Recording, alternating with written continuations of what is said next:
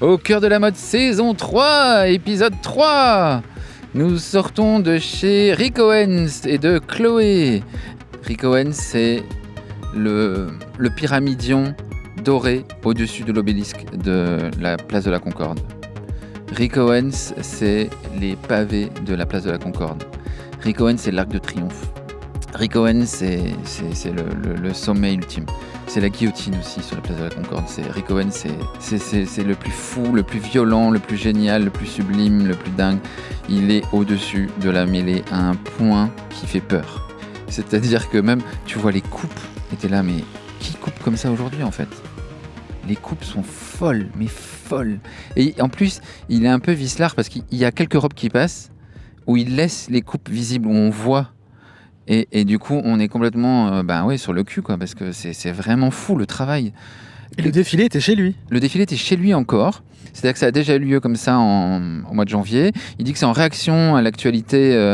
Il dit faire un grand défilé avec des grands effets de manches, d'écrans de fumée et tout ça. Il est mal à l'aise de le faire en ce moment. Il est toujours très sensible à l'actualité, Rico. Et là, il fait quelque chose chez lui. Donc on est dans son espèce d'écrin brutaliste, avec quelques parties qui sont 19e siècle, qui sont un peu des boiseries. On est sur combien de mètres carrés à peu près ? On est sur vraiment énormément de mètres carrés. On est sur un très beau, comment ils disent, un très beau volume. En loi Carrez. Alors la loi Carrez, il n'y en a même pas là. C'était les anciens bureaux de François Mitterrand avant qu'il devienne président, et ils ont aussi acheté tout le reste de l'immeuble. Donc il y a une espèce d'immeuble des années 50 qui est greffé à des bâtiments construits par Napoléon pour ses maréchaux, il me semble. Je crois que d'accord, on est sur un petit hôtel particulier en fait. Pas vraiment, parce qu'il y a une partie un peu hôtel particulier, et derrière il y a carrément un immeuble. Il y a plusieurs étages d'un immeuble, comme ça, tout en béton et tout ça, avec des œuvres de... Je crois qu'en face de moi, il y avait une œuvre de Matthew Barney, et j'étais assis à côté de quelqu'un qui s'affalait contre le mur, et j'ai dû lui dire « No, this is not a wall ». Il était là, si, it's a wall. Il pensait que je disais que c'était une cloison, et en fait, il se penchait sur une peinture murale, donc une œuvre d'art, ouais. Oh, waouh. Ouais. Le genre de truc que je pourrais faire. On était dans le nid créatif de Rick Owens. On était dans le... Tim Blanks m'a dit, de Business of Fashion, il m'a dit qu'on était dans le womb de Rick Owens. Donc vraiment dans un endroit de création délirante, quoi.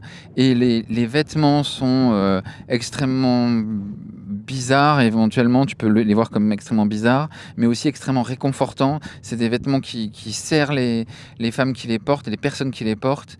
Il y avait des doudous, je sais pas ce que c'était. Enfin, c'est assez indescriptible. Il y a encore les bottes gonflables du mois de janvier, et il y a des nouvelles bottes qu'il a décrit comme des bottes rhinocéros, des cornes de rhinocéros. Démentes. Démoniaques. Et qu'est-ce que tu as pensé des essayages ? C'est hyper intéressant parce que quand elles sont par terre, c'est un objet en soi. Sculpture. Voilà, une sculpture, c'est vraiment très très beau. Et après, quand on les voit marcher, mais ça devient, c'est quelque chose qu'on n'a jamais vu. C'est culte dès qu'on le voit, quoi. On peut pas l'oublier en fait. Quand on voit des chaussures Rick Owens, on les oublie pas en fait. Il y a tout un discours sur la couverture de survie militaire. Il y a tout un discours, parce que c'est le premier matériau qu'il a utilisé quand il était jeune créateur, parce que c'était évidemment la chose la moins chère à disposition. Il y a aussi des vêtements dans des comment on appelle ça, des pneus de vélo recyclés. Oui, c'était ça. Il y a une jupe sirène qui est comme ça, c'est fou. Ouais, et donc ça crée une démarche en travail hyper spectaculaire, hyper cérémoniale. La cérémonie n'est jamais loin dans les défilés de Rick Owens, mais il y a aussi des robes en cachemire, mais follissimes. Enfin, c'était une beauté. Et à la fin, il y a comme un pastiche de robes du soir qui sont plus que des espèces de tubes, certains pailletés, qui circulent sur le corps, et un corps qui en dessous est complètement dénudé. Donc ça change des transparences que tout le monde fait. C'est comme s'il déconstruisait complètement la robe du soir, quoi. Enfin, c'était vraiment éblouissant, étourdissant, tu comprends pas ce que tu vois, et c'était extraordinaire. Je suis sorti sur le cul. Et donc hyper difficile de passer derrière. Et qui passait derrière ? Chloé qui revient avec Chemena Kamali, qui est une créatrice qui a déjà travaillé pour la maison, qui récemment travaillait chez Saint Laurent, avec un défilé tout beige dans une friche industrielle, mais avec une grande moquette très épaisse. Jerry Hall au premier rang, Pat Cleveland au premier rang, qui sont les deux mannequins mythiques de la maison, qui ont vraiment construit à tout toutes deux avec Karl Lagerfeld l'image comme ça qu'on a de Chloé, d'une féminité comme ça, très virtuose, très sympathique et tout ça. Donc elles étaient au premier rang, elles racontaient leurs meilleurs souvenirs de la maison. Et le défilé était ça, une ode à ces femmes Chloé du passé, ces choses beiges, mousseline, légères et tout ça. Comment était l'ambiance en coulisses ? Assez studieuse, parce que c'est vrai que c'est un des défilés les plus attendus de cette semaine, c'était celui-ci. C'est la grande nouveauté. Voilà, c'est la grande nouveauté et tout le monde avait un peu envie de revoir un beau Chloé. Et c'est vrai que c'est assez malin de se replonger dans les archives. Et en backstage, on pouvait voir sur les moodboards les photos d'archives de l'époque de Karl Lagerfeld chez Chloé. Et on retrouvait vraiment des archives telles quelles dans la collection. Donc, par exemple, il y a une ceinture Chloé qui est écrit Chloé. Ça, c'est une archive vraiment qui a défilé. C'est vraiment une redite exacte de l'archive. Exact, ouais. Donc, c'est hyper assumé et c'est assez malin quand on arrive dans une maison de se plonger dans les archives et de choisir surtout la bonne époque. Et ça, c'est quand même une des très très bonnes époques de Chloé. C'est la grande décennie de Karl dans la maison. Ambiance très studieuse et on sent une bienveillance de la créatrice envers les mannequins. Elle allait voir chaque mannequin et elle a rechecké chaque tenue, chaque silhouette. Et grande émotion au moment du salut, parce qu'il y a son enfant qui lui a sauté dans les bras, c'est ça ? C'est tellement mignon, mais t'as pas idée. C'est-à-dire que il a vu sa mère, je pense qu'il a 3 ans, l'enfant doit avoir 2-3 ans, un truc comme ça. Il voit sa mère saluer et il court comme un malade vers elle, en plein milieu du podium. Et là, elle réflexe tout de suite, parce que c'était pas prévu, mais je pense pas qu'elle veut que ça se passe, et donc elle le ramène tout de suite à son père, et c'était d'une mignonceté, et je pense que la moitié de la salle pleurait, tellement c'était mignon. Ce qui est marrant, donc, c'est qu'après ce moment-là, backstage, son enfant lui a dit je comprends pourquoi en fait tu travailles super tard tous les soirs. Donc il a plus que 3 ans. Alors Non, il est vraiment tout petit, je pense qu'il a 5 ans, quelque chose comme ça, mais il lui a dit ça, donc c'est assez mignon. Tellement mignon. Le plus beau salut de la saison, c'est celui-là, ça c'est sûr. Personne n'arrivera à faire plus émouvant que ça. Et là, on file chez Off-White, au Carrousel du Louvre.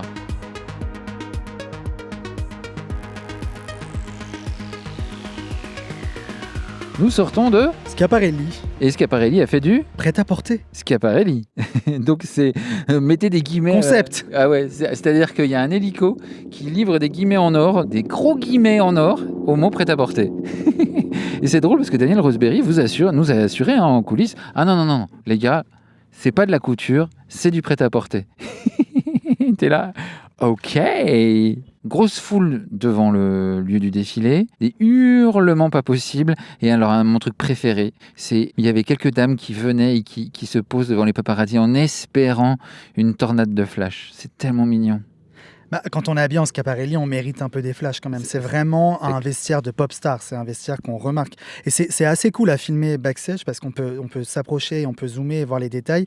Et chaque détail dans les vêtements Schiaparelli, c'est un détournement, une réalisation surréaliste. C'est-à-dire que chaque bouton, c'est tout de suite un événement. C'est pas juste un bouton, c'est un bouton avec une forme d'œil ou de bouche. Le fermoir du sac est un nez, le fermoir du sac est une bouche, le fermoir du sac est une oreille. Donc c'est vraiment assez marrant à filmer, c'est presque un jeu en fait. L'excellente, la sublime, la géniale, la sirène Aya Nakamura avait un œil sur l'oreille. Ça m'éclatait. Elle avait l'œil à l'oreille. C'était pas un bouche à oreille, c'était un œil à oreille. Et ça lui va très très bien ce Schiaparelli. Débarqué en Marilyn, donc chevelure blonde vénitienne comme ça, une robe noire velours frappé faite sur mesure de chez Sur Mesure. Et c'est vrai qu'elle a déchaîné, elle a pris plaisir d'ailleurs je pense, à déchaîner la tornade de flash à l'extérieur.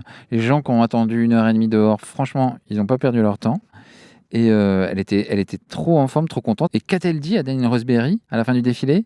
Elle lui a avoué que c'était sa marque préférée.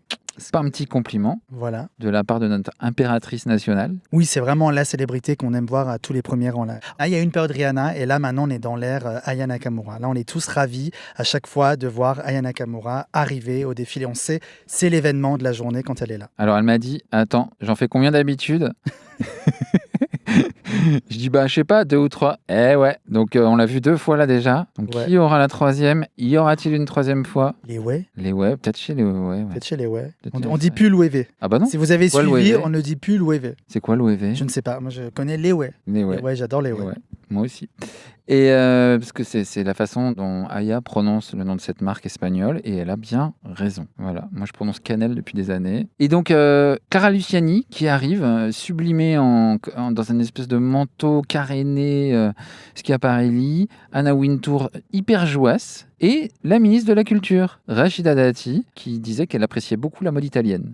Ça, c'est rarissime, hein. Les apparitions des ministres au premier rang des défilés, ça arrive quasiment jamais. Hein. Ça n'arrive jamais. Jamais, non. Que si t'es mort. C'est-à-dire que Albert Elbaz a eu Brigitte Macron, mais à sa mort. Voilà. Et des ministres, non? Quand est-ce qu'on a vu les premières dames, ça a pu arriver, mais les ministres en fonction, c'est rarissime. Non, mais première dame, depuis quand la dernière fois qu'il y a une première dame à un défilé? Oui, il y a une. Carla Bruni, c'est une ancienne première dame. Bernadette Chirac a fait certains défilés Chanel. Oui, beaucoup Chanel couture. Donc voilà, mais ministres en fonction, c'est vrai que c'est rarissime. Et elle allait parler à Karl Lagerfeld à la fin du défilé, et j'éloignais ma caméra tellement elle me faisait peur. Et on sentait backstage que Rachida Dati frétillait à côté de Aya Nakamura. On sentait qu'elle avait très très envie de faire une photo avec elle. Elle est humaine, elle est comme nous. On veut tous une photo avec Aya Nakamura. Elle est ministre de la Culture, mais elle est comme nous. Et c'est le pouvoir des très grandes célébrités, elles sont irrésistibles et tout le monde, même les ministres, veulent des photos avec elles. Ah ouais, irrésistible. Alors, la collection naît de la haute couture. Daniel Rosberry dit à la fois « Je voulais m'éloigner de la haute couture parce que c'est une image de célébrité inatteignable et je veux une mode plus quotidienne. » À nouveau, faites entrer les guillemets en or. Un quotidien Schiaparelli, c'est voilà. un concept. Voilà. C'est-à-dire que c'est une femme qui a un grille-pain en or. Son chapeau, c'est une chaussure. Voilà. Alors, il y avait la fameuse chaussure retournée, mais en bonnet, là, en version bonnet dans la collection. Tout à fait, le chapeau iconique d'Elsa Schiaparelli, version maille, comme ça, hyper jolie. Et on retrouve vraiment les codes de Schiaparelli. Il y a le trou de serrure qui se pose sur des plexus solaires. Et il y a le fameux tailleur squelette de 1933, on va dire, je ne sais plus, et qui se retrouve en broderie, enfin, de différentes façons, et sur des doudounes. Moi, mon truc préféré du défilé, je crois que c'est les doudounes. Il y a vraiment des doudounes très sculptures, comme ça, qui vous font des épaules pas possibles. Et les premiers passages du défilé sont inspirés du look le plus, entre guillemets, discret de la dernière haute couture de janvier, qui était un costume avec un crayon qui fermait le col de la chemise blanche. Tout à fait. Et Daniel Rosberry dit, c'est marrant parce que quand j'ai fait des récits avec les clientes et des journalistes et des sortes de femmes, la tenue qui faisait le plus réagir ces femmes était systématiquement ce costume avec ce crayon dans la chemise. Et du coup, tous les premiers passages sont des costumes, entre guillemets, masculins, d'une femme qui aurait, je cite, tué son mari et qui lui aurait piqué ses costards. Ouais, oui. Elle n'emprunte pas. Elle te tue pour te prendre ton costard. Oui, visiblement, elle est un peu psycho parce que sa cravate, c'est une natte de cheveux. Donc, on ne sait pas trop ce qu'elle a fait. C'est vrai qu'elle est un peu border, cette femme Schiaparelli. Une natte tressée de cheveux en cravate. Et j'étais là, mais tellement bonne idée, pourquoi je ne l'ai pas encore vue? On l'avait déjà vu, cette idée-là? Moi, Non, toute première fois. Ça ne me disait rien. Hein. Et c'était trop... voilà. Les bottes Santiago du défilé couture sont disponibles en prêt-à-porter. C'est une très bonne nouvelle pour les dames qui avaient déjà dépensé 200 000 pour l'acheter à la couture. Et voilà, donc moi, ça m'a mis en joie. Ce Janet Jackson là. Voilà, très bon choix de bande-son. C'est-à-dire que ça commençait un défilé avec un tube de Janet Jackson, tout de suite, ça réveille la salle. En fin de journée, tout le monde en a besoin. Bah oui, c'est ça. Parce que hier, il y avait des extraits d'une pièce de théâtre avec Madeleine Renaud chez Balmain. Donc une voix de dame plutôt âgée qui parle de vêtements qu'elle a sortis de l'armoire. Donc ça foutait plus la chiale. Ça indiquait la case chiale. Là, on indiquait la case robe à danser, on s'amuse, on va vite. Le défilé allait à 200 à l'heure. J'ai ressenti 4 minutes. Tu vois, personne n'a dissocié. Il y a eu un défilé à la couture où les gens dissociaient tellement. À un moment donné, on a tous cru que c'était fini, on a tous fait et ça a continué en fait. Ça reprenait, on n'était qu'à la moitié. Il y a des choses difficiles dans la vie, c'est les défilés trop longs. Bon bah voilà. Une journée de fête. Bisous les hardcore. Merci d'avoir écouté. Merci d'avoir écouté. On espère que ce sport se passe bien, que ces petits pois s'écossent bien. Merci Julien Acosta. Merci Loïc Prigent. Merci Clément Duché à la prise de son. Merci Najim Moubarek au montage son. Des bisous. Et allez sur fashionmoodboard.com qui est notre méga super site avec des milliards de photos, de vidéos, d'infos, d'articles hyper longs. N'hésitez pas. Bisous.